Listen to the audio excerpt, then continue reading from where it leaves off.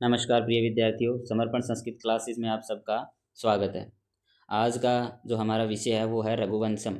रघुवंशम के अंदर जो प्रथम सर्ग है उसके 1 से 25 श्लोक हमें DTT+B TGT संस्कृत के लिए पढ़ने हैं, क्योंकि वो हमें पाठ्यक्रम में दे रखे हैं। तो इसको शुरू करने से पहले हम एक बार रघुवंशम का सामान्य परिचय देख लेते हैं। यह कालिदास द्वारा लिखित महाकाव्य है। कालिदास की कुल 7 रचनाएं, उनमें से एक बड़ी महत्वपूर्ण इनका जो महाकाव्य है वो है। इसके अलावा दूसरा महाकाव्य कौन सा है? कुमार संभवम। इनके 3 नाटक भी हैं, अभिज्ञान शाकुंतलम, मालविकाग्निमित्रम, विक्रमोर्वश्यम। इसके अलावा मेघदूतम और ऋतुसंहार नाम से खंड काव्य भी प्रसिद्ध हैं। तो इसकी हम बात करें तो कुल इस महाकाव्य में प्रथम सर्ग का तो हम अध्ययन कर ही रहे हैं। इसके अलावा कुल कितने सर्ग हैं? तो वो हैं कुल 19 सर्ग। और रघुवंशम को लघुत्रयी के अंतर्गत भी इसकी गणना की जाती है। ठीक है, लघुत्रयी के अंतर्गत कौन कौन से काव्य आते हैं? रघुवंशम, कुमार संभवम और मेघदूतम। ठीक है, कुल 19 सर्गों का। और अगर इसका हम उपजीव्य बात करें भी, कहाँ से लिया गया, इसकी मूल कथा है वो कहाँ से ली गई है, तो वो रामायण से ली गई है। अगर कभी हमें ऑप्शन के अंदर रामायण ना मिले तो आपको ऑप्शन मिलेगा पद्म पुराण। तो हम कह सकते हैं रामायण और पद्म पुराण से इसकी जो कथा है, इसका जो वर्णन है वो लिया गया है। और इसमें किस चीज़ का वर्णन किया गया है इसकी बात करें तो वो हमारे सूर्यवंशी इक्ष्वाकु वंश के जितने भी राजा राम इत्यादि 31 राजाओं का इसमें वर्णन किया गया है। इनके चरित्रों का वर्णन किया गया है सभी राजाओं के। और हम उसमें 31 में हम बात करें तो प्रथम की बात करें तो वो है वैवस्वत मनु। और अंतिम राजा की बात करें, अंतिम यानी 31वें राजा की बात करें तो वो है अग्निवर्ण। अंतिम वर्णन किसका है? अग्निवर्ण का। और हम बात करें तो कई बार इसमें प्रश्न पूछ लिया जाता है कि मल्लीनाथ ने रघुवंशम पर कौन सी टीका लिखी, तो उस टीका का नाम है संजीवनी। संजीवनी नाम से टीका लिखी। टीका मतलब सरल भाषा में समझाना, मुख्य जो इसका जो कंटेंट है उसको अच्छे सरल भाषा में समझाना। मल्लीनाथ के जो सरलीकरण है वो काफ़ी प्रसिद्ध है। उन्होंने लगभग हर कवि के प्रमुख ग्रंथों पर टीकाएँ लिखी है। तो चलिए शुरुआत करते हैं हम पहले श्लोक से। प्रथम श्लोक की हम बात करें तो आपको पता है किसी भी महाकाव्य का प्रथम श्लोक क्या कहलाता है? मंगलाचरण कहलाता है। तो यह भी रघुवंशम का क्या हुआ? मंगलाचरण हुआ। अगर हम मंगलाचरण की बात करें तो किस प्रकार का मंगलाचरण है, तो इसके अंदर आपको शब्द मिल रहा है वंदे। कितने प्रकार के होते हैं? 3 प्रकार के, नमस्कारात्मक, आशीर्वादात्मक और वस्तु निर्देशात्मक। तो यहाँ वंदना यानी वंदे किया गया, यानी नमस्कार किया गया, तो इसलिए यहाँ पे नमस्कारात्मक मंगलाचरण का प्रयोग किया गया है। इसके अंदर हम बात करें छंद कौन सा है, तो अनुष्टुप छंद है। और अलंकार कौन सा है? पूर्णोपमा अलंकार। कौन सा? उपमा अलंकार है। कालिदास उपमा अलंकार के लिए ही प्रसिद्ध है। तो इस श्लोक का एक बार हम हिंदी अर्थ देखते हैं। क्या है? वाग अर्थाविव संपृक्तौ वाग अर्थ प्रतिपतये जगतः पितरौ वंदे पार्वती परमेश्वरौ। सबसे पहले बात करें वाग अर्थाविव, इस शब्द को हम अच्छी प्रकार से देखते हैं। इसमें बात करें तो मुख्य रूप से वाक, धन, अर्थौ और इव, ये 3 शब्द एक साथ हैं। वाक यानी वाणी, अर्थो यानी अर्थ, इव यानी की तरह। वाणी और अर्थ की तरह यानी शब्द और अर्थ की तरह। यहाँ पर हम बात करें इन दोनों के बीच में तो जसत्व संधि होकर के कै को ग किया है। और इस आधे ग के अंदर अब अ मिला देंगे तो वागर्थौ बन जाएगा। अर्थौ औ और ई मिल करके आयादी संधि, एच वाव सूत्र से आयादी संधि हुई है यहाँ पे, इसलिए यहाँ पे वागर्थाविव शब्द बनता है। 2 संधियों का प्रयोग हुआ है यहाँ पे, जसत्व और आयादी संधि। यानी वाग अर्थौ यानी वाणी और अर्थ का अच्छी प्रकार से संपृक्तौ जो शब्द है दूसरा, अच्छी प्रकार से जुड़े हुए, मिले हुए हैं, उनको वाग अर्थ प्रतिपत्ति, वाक यानी वाणी और अर्थ प्रतिपत्ति जानने के लिए, और वाणी और अर्थ को अच्छी प्रकार से जानने के लिए जगत है यानी जगत, जगत के, यहाँ कौन सी विभक्ति का प्रयोग हुआ है? षष्ठी विभक्ति का एक वचन। जगत शब्द है वो कैसा है? तकारांत नपुंसकलिंग है। क्या है? तकारांत नपुंसकलिंग। विभक्ति कौन सी? षष्ठी विभक्ति एक वचन, जगत है शब्द के अंदर। पितरौ, जगत है यानी जगत के, पितरौ यानी माता पिता। यहाँ पे द्वंद्व समास का प्रयोग हुआ है। वंदे यानी उनको वंदन करते हैं। किसको? पार्वती परमेश्वरों। पार्वती यानी माता पार्वती और परमेश्वरों यानी भगवान शिव। भगवान शिव और माता पार्वती को हम इस जगत के पिता जो हैं उनको वंदन करते हैं, उनको प्रणाम करते हैं, उनको नमस्कार करते हैं। किसके लिए करते हैं? वाग अर्थ प्रतिपत्ति यानी वाणी और शब्द के वाणी यानी शब्द और अर्थ को अच्छी प्रकार से जानने के लिए। ठीक है, इसके अंदर कुछ अगर हम बात करें व्याकरणिक टिप्पणी अवश्य देख लेनी चाहिए हमें। संपृक्तौ शब्द जो है, संपृक्तौ शब्द है, इसमें सम उपसर्ग है। उपसर्ग कौन सा है? सम। और क्या है? पृच्छ धातु है, पृच्छ। और कौन सा प्रत्यय कौन सा है इसके अंदर? तय प्रत्यय है। ठीक है, और इसके अलावा कुछ देखने जैसे पितरऊ है, ये द्विवचन है। संपृक्तो भी द्विवचन है और पार्वती परमेश्वरों में भी द्विवचन का प्रयोग हुआ है। वंदे शब्द है, ये बड़ा महत्वपूर्ण है। यहाँ हम धातु की बात करें तो वंद धातु है जो कि आत्मनेपदी है। कैसी है? आत्मनेपदी। और ये वंदे जो शब्द बनता है हम बात करें तो वो कहाँ बनता है? लट लकार के अंदर। लट लकार के अंतर्गत उत्तम पुरुष का एक वचन। क्या है ये? उत्तम पुरुष का एक वचन है। ठीक है, अच्छी प्रकार से ध्यान रखना। अगर हम वागर्थौ की बात करें, वागर्थौ, ये देखो इसमें दे रखा है वाक च अर्थस च। यहाँ द्वंद्व समास का प्रयोग हुआ है। द्वंद्व में भी कौन से द्वंद्व का? इतरेतर द्वंद्व, इतर इतर। और एक शेष द्वंद्व का उदाहरण देखें तो हम पितरऊ जो है वो एक शेष द्वंद्व का उदाहरण है। पार्वती परमेश्वरों, यह भी द्वंद्व का उदाहरण है। प्रतिपतये, इसमें चतुर्थी विभक्ति का एक वचन है ये। ठीक है, ये देखो सम धातु, सम उपसर्ग पूर्वक पृच्छ धातु और तय प्रत्यय के साथ संपृक्तौ शब्द। पहले तो संपृक्ति बनता है, लेकिन इसका जब द्विवचन में प्रयोग करेंगे तो संपृक्तौ हो जाएगा। ठीक है, छंद की हमने बात करी, लेकिन इसके अंदर नष्टुप छंद है। और अलंकार की बात करें तो हमें इसमें उपमा अलंकार है। तो उम्मीद है बहुत अच्छी प्रकार से समझ में आया होगा कि क्या कहा है। इसका भावार्थ ये बनता है, शब्द और उसके अर्थ के यथार्थ ज्ञान को जानने के लिए यानी प्रतिपत्ति के लिए शब्द और अर्थ के समान परस्पर अभिन्न रूप से जुड़े हुए यानी अच्छी प्रकार से जुड़े हुए संपूर्ण जगत के माता पिता कहलाने वाले पार्वती और भगवान शिव को मैं क्या करता हूँ? प्रणाम करता हूँ। ठीक है, ये जितने भी फैक्ट मैंने बताए आप याद रखना। अनुष्टुप छंद है, उपमा अलंकार है और नमस्कारात्मक मंगलाचरण है। इसमें पहली लाइन देके ये पूछ सकते हैं भी ये किस ग्रंथ का मंगलाचरण है? वागर्थाविव संपृक्तौ। ठीक है, तो उम्मीद है अच्छी प्रकार से आपको समझ में आ गया होगा। देखते हैं हमें अगला दूसरा श्लोक। ये क्या कह रहा है? कवय सूर्य प्रभवो वंशः कवय च अल्प विषया मति तेतिर्षु दुस्तरम मोहात उड़ुपेन अस्मि सागरम। बड़ा महत्वपूर्ण श्लोक है। इस श्लोक में जो महाकवि कालिदास हैं वो स्वयं को तुच्छ बुद्धि वाला कहता है, यानी कम बुद्धि वाला, अल्प बुद्धि वाला कहता है। और भगवान राम के जो वंश है, जितने भी पूर्वज और बाद के जितने भी राजा हुए हैं, उनको बड़ा बताता है। तो कवय सूर्य, कवय यानी कहाँ, सूर्य प्रभवो यानी सूर्य से उत्पन्न, वंशा यानी वंश, कहाँ सूर्य से उत्पन्न एक प्रतापी वंश। कवय च अल्प विषया मति, और कवय यानी कहाँ, अल्प विषया यानी कम ज्ञान वाली, मति ही यानी मेरी बुद्धि। भी कहाँ तो इतना बड़ा प्रतापी समृद्धशाली वंश है और कहाँ मेरी तुच्छ ज्ञान वाली, सीमित ज्ञान वाली मेरी बुद्धि, वो इसके बारे में अच्छी प्रकार से बता पाने में समर्थ नहीं है। फिर भी क्या है? मोहात यानी मोहवश या अज्ञानता के कारण। उड़ुपेन अस्मि यानी उड़ुपेन यानी नाव के द्वारा, अस्मि यानी मैं, सागरम यानी सागर को, कैसे सागर को पार करना चाह रहा हूँ? तितिर्षु दुस्तरम यानी एक भयंकर सागर को, तितिर्षु यानी पार करना चाह रहा हूँ। तो इसके अंदर क्या है? एक तो अनुष्टुप छंद है इस श्लोक के अंदर, निदर्शना अलंकार है और विस्मा अलंकार भी है। निदर्शना अलंकार के रूप में इस श्लोक को कई बार उदाहरण के रूप में पूछा गया है, ये याद रखना। कवय सूर्य प्रभवो वंश कवय च अल्प विषया मति।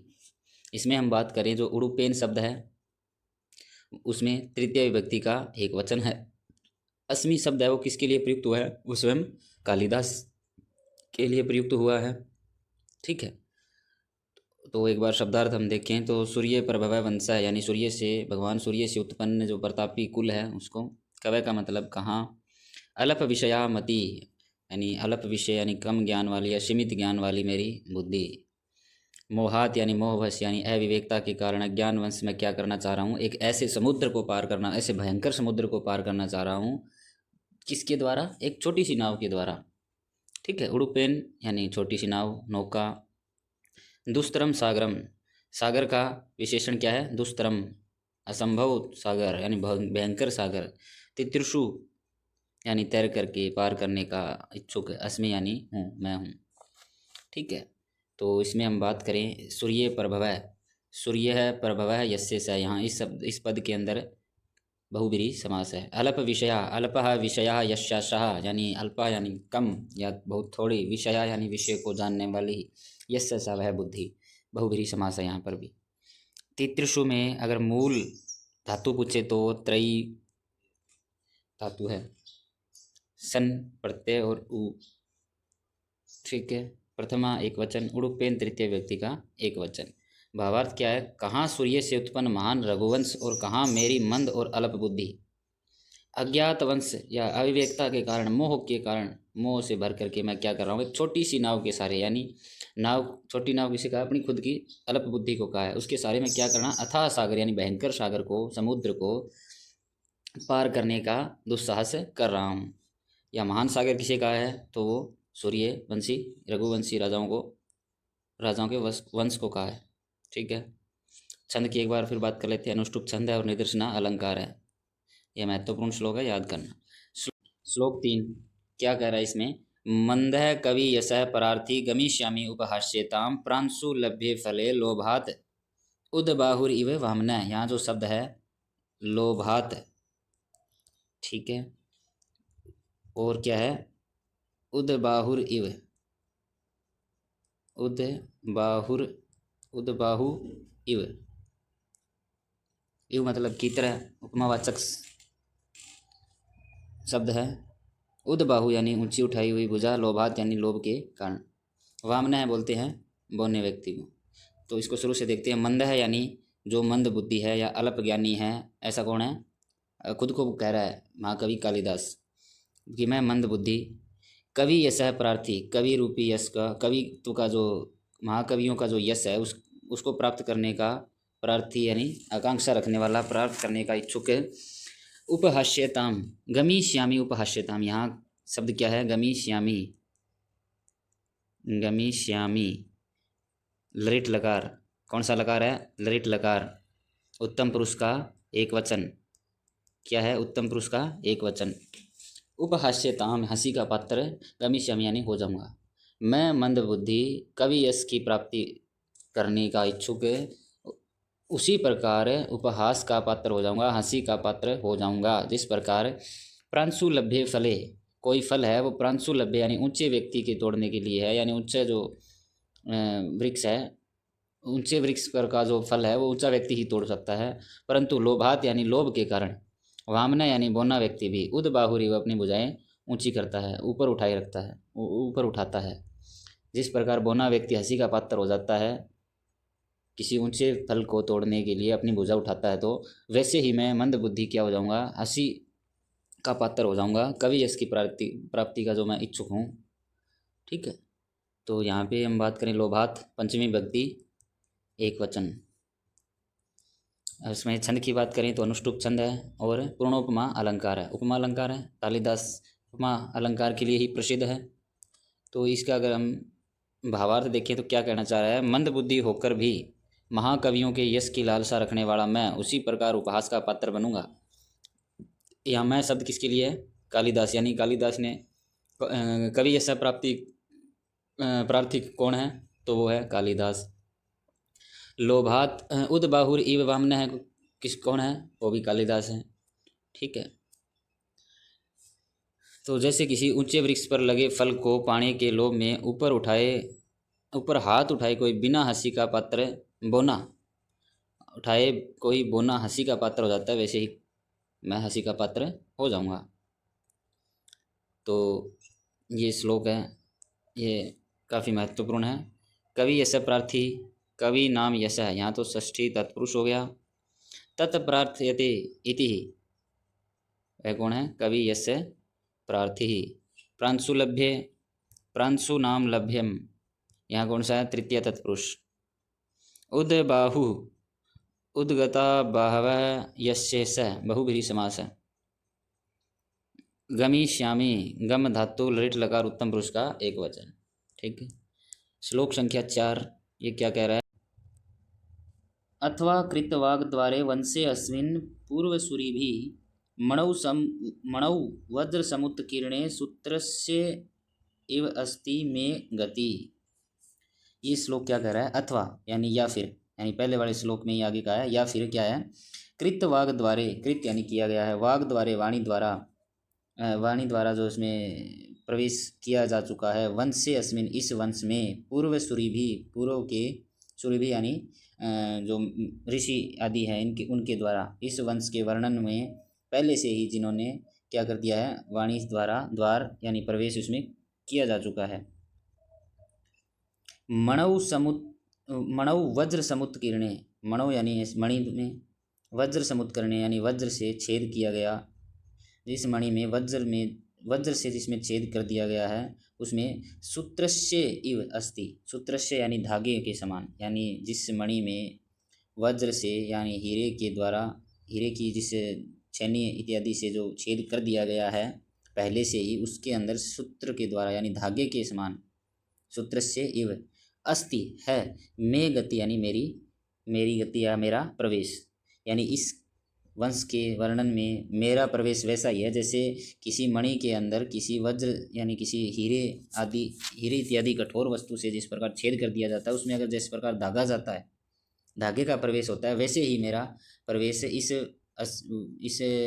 वंश के वर्णन में है। क्योंकि पूर्व सूर्य भी यानी पहले के जो ऋषि मुनि इत्यादि है, उन्होंने इसमें पहले ही कृतवाग द्वारे यानी वाणी द्वारा उसमें द्वार या उसमें प्रवेश कर दिया है। ऐसे वंश का जो वर्णन है मैं कर रहा हूँ। और उसी प्रकार है इस मतलब कि जिस प्रकार पहले से जिस मणि के अंदर छेद कर दिया गया, उसमें जिस प्रकार धागे का प्रवेश होता है, वैसे ही मेरा प्रवेश है केवल। पूर्व सूरी भी किसके लिए प्रयोग हुआ है? वो महर्षि वाल्मीकि के लिए हुआ, क्योंकि इससे पहले भगवान राम के बारे में सबसे अधिक लिखा है वो, यानी रामायण जो जिसका वर्णन करने का श्रेय महर्षि वाल्मीकि को जाता है, इसलिए यहाँ पूर्व सूरी भी किसके लिए प्रयोग हुआ है? महर्षि वाल्मीकि के लिए। में, यहाँ जो में शब्द है ये अस्मद शब्द रूप के अंदर षष्ठी विभक्ति का एक वचन, मम की जगह ये वैकल्पिक रूप बनता है। ठीक है। सूर्यस्य षष्ठी विभक्ति का एक वचन, ये भी षष्ठी विभक्ति का एक वचन है। इव अस्ति की तरह है। मणौ ये सप्तमी विभक्ति का एक वचन है, ध्यान रखना। वाग द्वारे ये भी सप्तमी विभक्ति का एक वचन है। वंशे अस्मिन, वंशे भी सप्तमी विभक्ति का एक वचन है।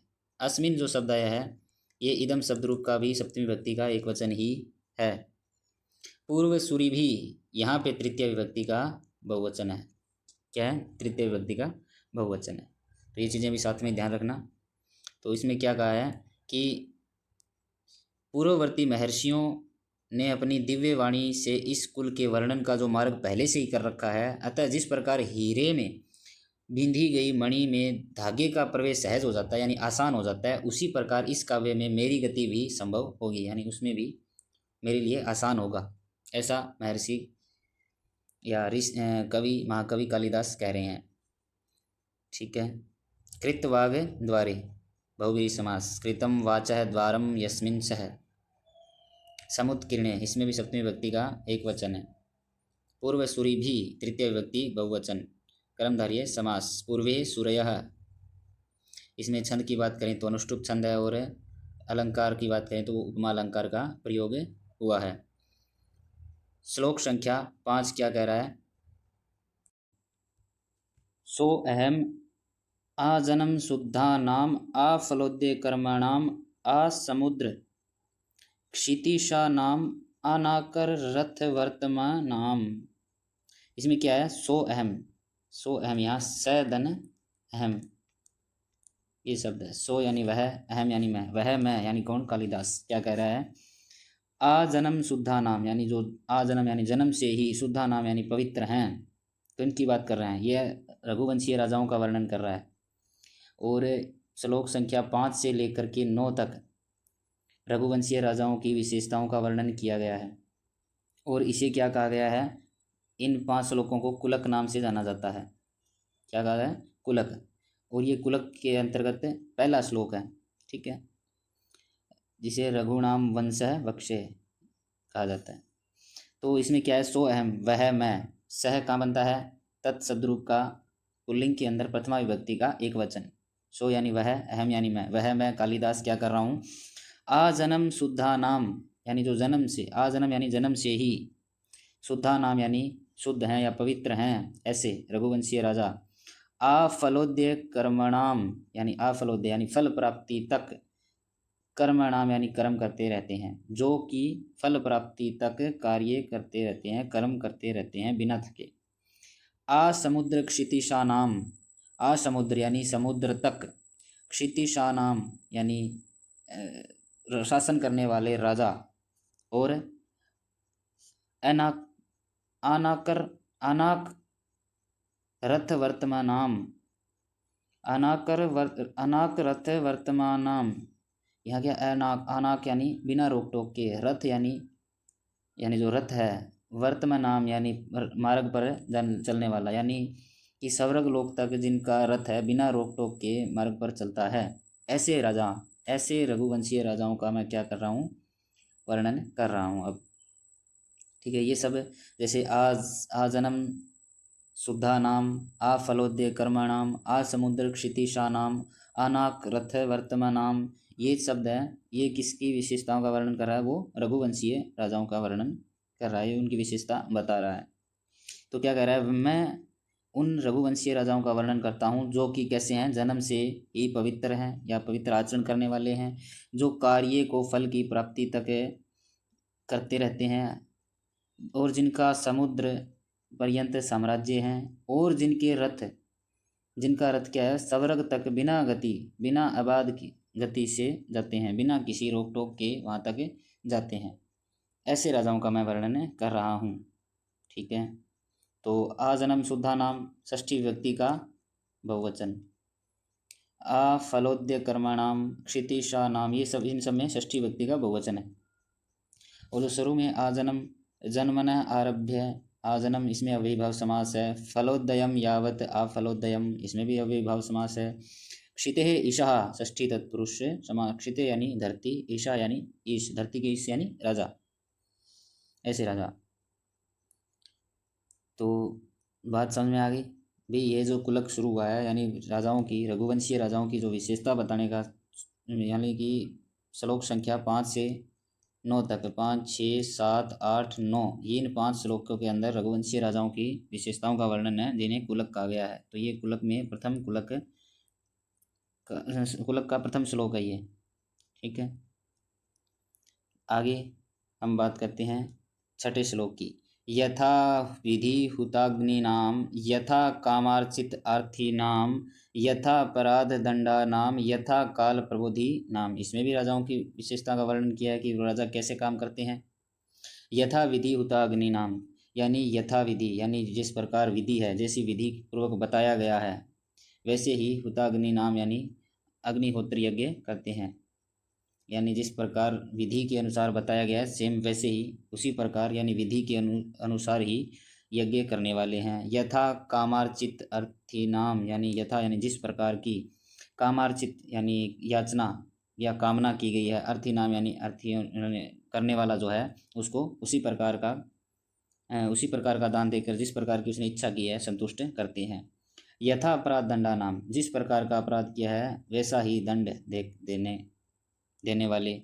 यथा काल प्रबोधि नाम, यथा काल यानी समय से ही, प्रबोधि नाम यानी सजग रहने वाले, यानी समय के अनुसार ही सजग रहने वाले कौन है, वो रघुवंशीय राजा हैं। यानी कालिदास ने इनके बारे में इनकी विशेषता बताई है कि जो शास्त्र सम्मत यानी शास्त्र के अनुसार, विधि के अनुसार, रीति रिवाजों के अनुसार यज्ञों में आहुति देते हैं। याचकों को जैसी उनकी मनोकामना है वैसी धन इच्छा या उनको वैसा ही उनके अनुरूप ही उनकी याचना पूरी करके संतुष्ट करने वाले। अपराधियों को अपराध के अनुसार दंड देने वाले, जैसा अपराध वैसा ही दंड देंगे। ऐसा नहीं है कि चोरी वाले को भी मार देते हैं और कोई हत्या करने वाले को भी मारने का दंड देना, ऐसा नहीं। मतलब समय और समय के अनुसार जागरूक रहने वाले, यानी राजा है वो समय के अनुसार जागरूक रहेगा तभी दूसरे राज्यों का जो क्या बोलते हैं आक्रमण इत्यादि है उसके प्रति भी सजग रहने वाले थे। ठीक है, ऐसे ही उनकी विशेषता थी।